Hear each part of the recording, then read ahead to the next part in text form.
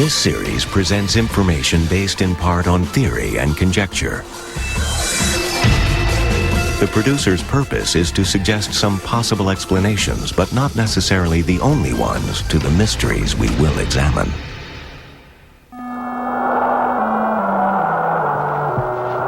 In 1977, the worst winter in a century struck the United States. Arctic cold gripped the Midwest for weeks on end. Great blizzards paralyzed cities of the Northeast. One desperate night in Buffalo, 8 people froze to death in marooned cars. Pat Bushnell was on the road that night. Traffic just absolutely stopped. I was afraid of being stuck in the car all night long with the cold and the wind, running out of gas. And then what? I think that if we had to go through a real bad winter, just like we just went through, I think we'd have to think about moving someplace else. Move where? The brutal Buffalo winter might become common all over the United States. Climate experts believe the next ice age is on its way. According to recent evidence, it could come sooner than anyone had expected.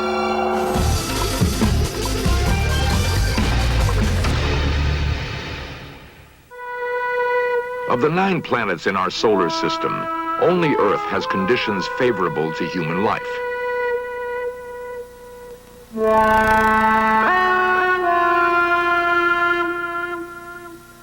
Our existence depends on a delicate balance of climate. Despite our modern technology, we are vulnerable to the whims of weather and environment. Blanketing large areas of the Earth's surface, great storms are among nature's most frightening events.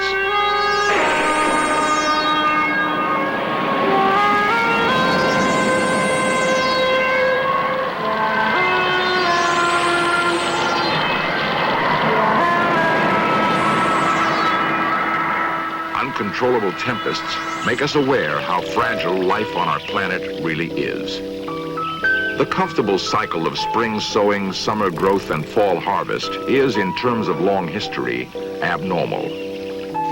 Only in the last 10,000 years has Earth enjoyed continuing warmth. Because of this, our population has exploded to 5 billion people.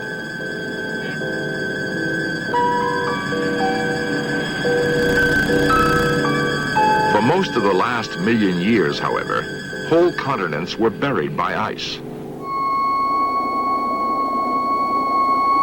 As recently as 18,000 years ago, a mile-thick sheet stretched down from the Arctic Circle and covered what is now Seattle, Chicago, and Boston.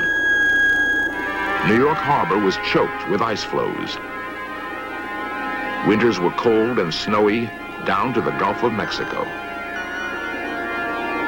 All that remains of the great glaciers that once covered North America are the ice caps of the Canadian Arctic. If the ice spreads over the continent again, it is here on Baffin Island in northern Canada that the mysterious process will begin. We look to this lonely outpost for warnings of a new ice age. Straddling the Arctic Circle, Baffin Island is a harshly beautiful wilderness. It is larger than California, but not one tree grows on the entire island. The only vegetation is the stunted plant life of the tundra. Most of the inhabitants are Inuit Eskimos, whose ancestors migrated west from Greenland 1,000 years ago. Today, the island is poised on the brink of ice age conditions, a critical signal post for changes in the Earth's climate. According to geologists, the last major ice age began on Baffin Island 115,000 years ago. Perpetual snow spread southward over the continents.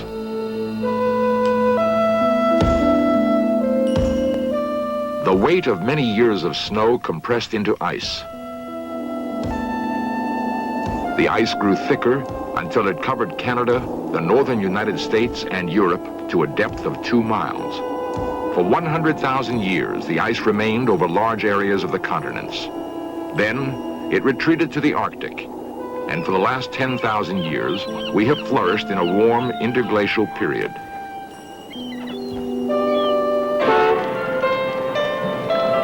Our planet is crowded. What will we do when the fragile balance of climate shifts from today's abnormal warmth and the next ice age begins? One of the questions that I'm frequently asked is, when will this present warm interval end? And the best answer to that probably is that it has in fact already ended, and it ended 3,000 years ago right here on Baffin Island. Dr. Gifford Miller is a glaciologist from the University of Colorado. He's been studying the climate and glaciers of Baffin Island for the past 6 years. For the last 3,000 years, the summer temperatures have been getting colder, and the amount of precipitation, rainfall and snowfall has decreased, so that the conditions have been drier and colder. And at the same time, the glaciers have expanded. In the most recent expansion, which occurred between 300 years ago and the turn of the present century, the glaciers attained their most extensive positions that they had during the last 8,000 years. The summer of 1972 was one of the most severe summers on record, and the ice never melted that summer. And when I returned to Broughton Island, one of the local settlements here, talking to the Inuit people, and they could only tell me that their fathers had told them of a time when the ice hadn't gone out. This once-in-a-lifetime summer ice has surprised old-time Arctic residents. Ernie Sieber is superintendent of Baffin Island National Park and has lived in the Arctic for over 20 years. We had, in 1973, we had ice all over at the East Coast. The fjords, some of the ice in the fjords didn't even leave. And almost every year since, we had ice moving in and out of the fjords. So it looks like the climate has changed. It looks like it turned colder. Since concern for our weather has increased, the park wardens now take daily records of temperatures, wind, and solar radiation. Weather data from stations all over the Arctic is collected and fed into central computers. Balloons are launched every day to monitor the winds and temperatures at high altitudes.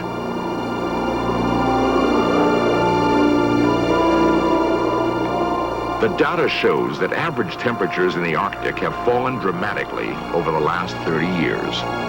In most locations, the drop has been about 2 degrees centigrade. At that rate, the descent to ice age temperatures could take less than 200 years. It is not only the lonely Arctic that has cooled. The whole northern hemisphere is growing steadily colder. There is little doubt that someday the ice will return. At least 8 times in the past 1,000,000 years, it has advanced and retreated with clockwork regularity. If we are unprepared for the next advance, the result could be hunger and death on a scale unprecedented in all of history. What scientists are telling us now is that the threat of an ice age is not as remote as they once thought. During the lifetime of our grandchildren, Arctic cold and perpetual snow could turn most of the inhabitable portions of our planet into a polar desert. In Greenland, the snows of centuries have piled up on the largest ice cap in the northern hemisphere. Scientists have recently discovered evidence of a climatic catastrophe. Drilling down over 1,400 meters, geologists have collected precious samples of ancient ice. Some of it fell as snow over 100,000 years ago. The ice is shipped south, where it is kept frozen at minus 35 degrees and carefully divided up for study. By separating out the 2 forms of oxygen in the ice, scientists have been able to chart the temperatures when it fell as snow. Near the bottom of the ice cap, they found traces of widespread freezing occurring with dramatic suddenness.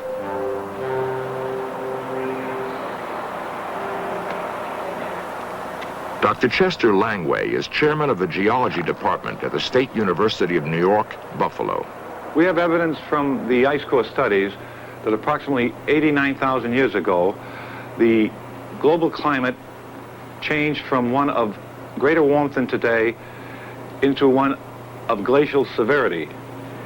It is possible that a tremendous volcanic event occurred, shielding the sun, cooling the Earth's temperatures, and thereby providing the explanation of the advancing glaciers.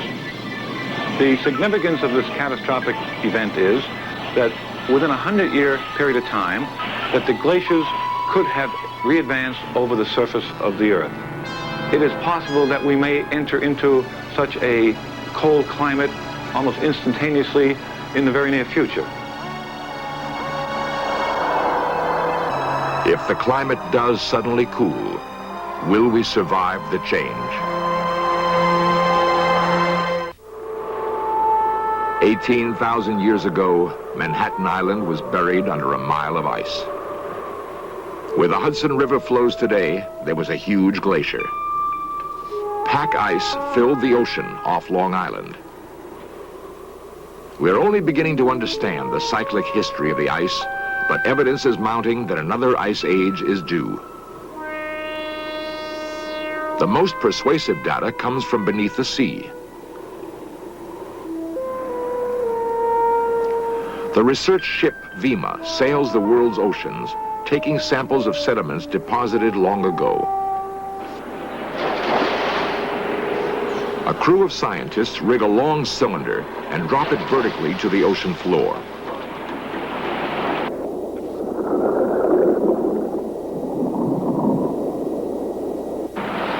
The cylinder dredges up mud from the seabed in the form of long cores. The types of tiny fossils found at different levels in the core shows the sea temperatures of the past. Geologists have collected enough sea cores to form a detailed history of climate during the last million years. The cores are analyzed at the Lamont Doherty Geological Laboratory of Columbia University. Dr. James Hayes leads the research. The climatic record in these deep sea cores tells us that there have been 8 ice ages in the last 700,000 years. It also tells us when they have occurred. This provides us with a test of various theories of the ice ages. We now have a theory that tells us that changes in the shape of the Earth's orbit act as a pacemaker for the ice age succession. Since this theory can precisely predict when ice ages occurred in the past, which can be tested against these deep sea cores, it also can predict when ice ages will occur in the future. From this theory, we can say with confidence that we are currently heading toward another ice age. In the winter of 1976-77, one storm after another buried the Northeast under record amounts of snow.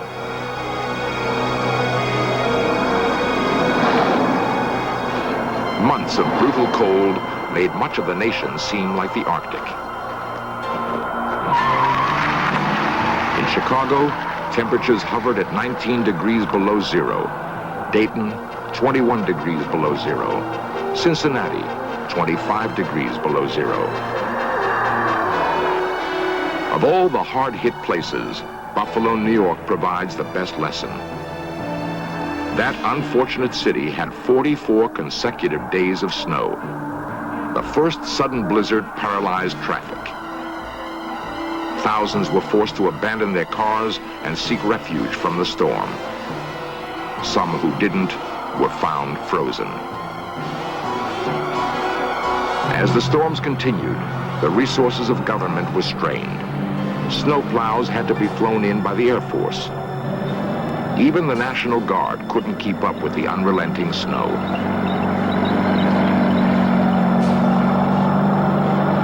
Just how long can a modern city hold out when whole regions are cut off from food and fuel?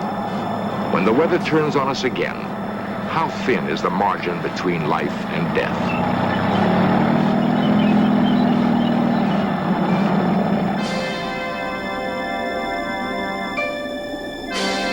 When the snowfall finally stopped, downtown Buffalo lay quiet and deserted. Businesses remained closed for weeks. The airport was unusable. There was no way to reach or leave the city. The mail could not go through. Supplies of food and drugs ran perilously low. Ambulances could not reach the sick. For the old and infirm, it was a time of pain and misery.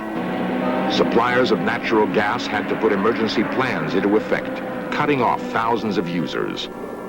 Electrical utilities ordered temporary blackouts. Fire engines froze in the sub-zero cold. In the suburbs, strong winds piled the snow in drifts as high as 30 feet. Many people had to enter their homes through second-story windows. No matter how much snow was cleared, fresh storms brought in more. Snowmobiles, the only viable form of transportation, were pressed into emergency service.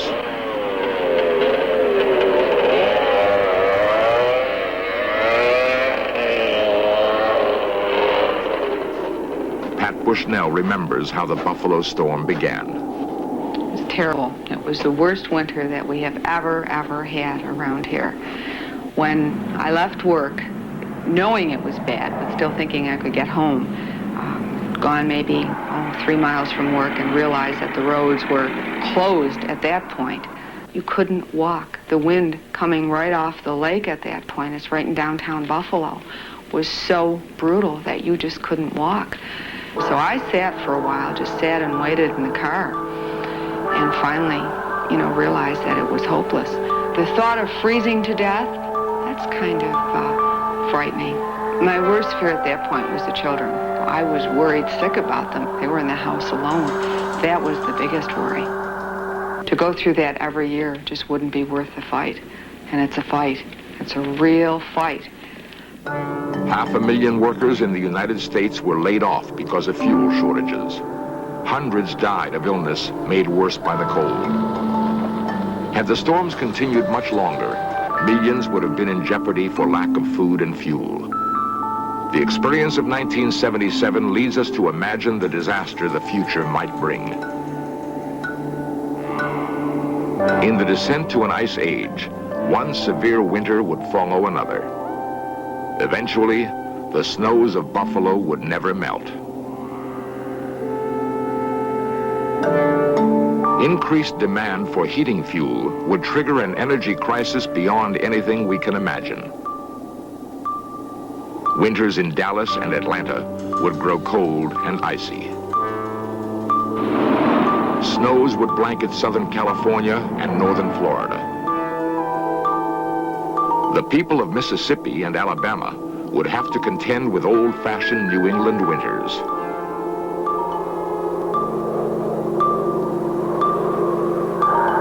Icy winds would sweep the Kansas wheat fields. Colorado's summer grazing lands would resemble the Arctic tundra. In California, glaciers would advance from the Sierra Nevada toward the fertile San Joaquin Valley. Food production would plummet. Prices would soar out of sight. Every winter, the line of year-round snow would move further and further south.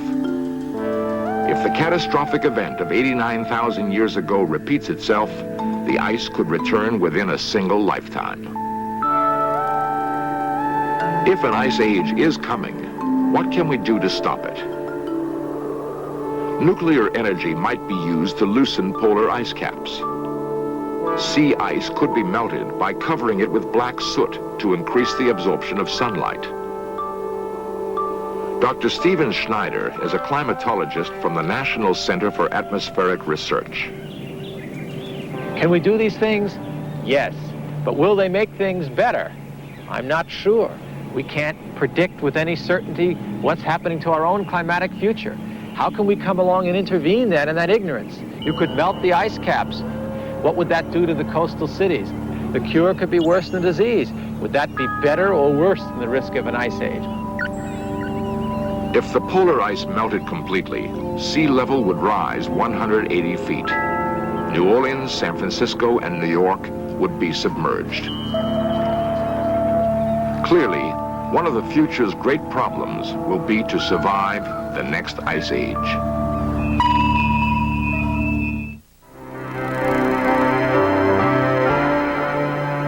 water, air, and ice comprise a delicate system in which everything is connected to everything else.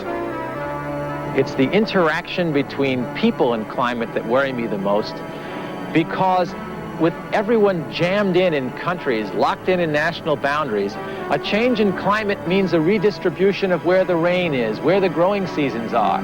My worst fear is that the climate could induce a change in some country that would be devastating to their local survivability, and that would lead them to desperate acts that could drag everybody else down. In the past, weather disasters have fostered a spirit of mutual concern. When drastic changes in our climate occur, hopefully, the same acts of courage and cooperation will prevail. Tonight on the History Channel.